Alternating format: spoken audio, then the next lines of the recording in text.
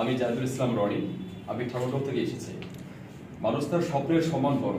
তা আমার দীর্ঘ জীবনের একটি স্বপ্ন ছিল যে টেলিভিশন পর্দায় আমি কাজ করব এবং আমি নিউজ প্রেজেন্টার হব। তো আমি 4 বছর ধরে ঢাকা শহরে এসেছি এবং এখানে বিভিন্ন জবে ভাইবা দিয়েছি। তো সেভাবে জব পাওয়া হয়ে ওঠেনি।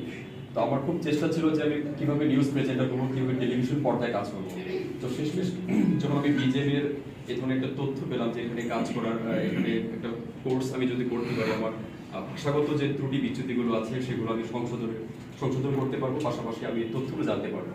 তারপর যখন এই বিজেপি আসা, আমাদের প্রিয় সকলে শ্রদ্ধা ভাজন, খুব আস্থা ভাজন মানুষ আমাদের মাসুম স্যার করে, আমি ওনাকে খুব শ্রদ্ধা করি মনের জায়গা থেকে। তো তখন ওনার মাধ্যমেই আমি বিভিন্ন জায়গায় এ পর্যন্ত অনেকগুলো ভাইবা দিয়েছি এবং বর্তমানে প্রবাস টাইম জায়গায় কাজ করছি।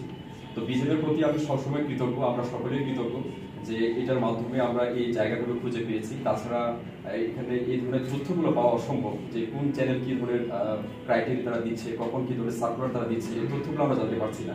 তো যারা নতুন, যারা আগামীতে আসতে চায়, আমি সকলকে বলবো এই ধরনের একটা প্রতিষ্ঠানের মাধ্যমে আমরা সকলে এই ধরনের তথ্যগুলো জানতে পারবো।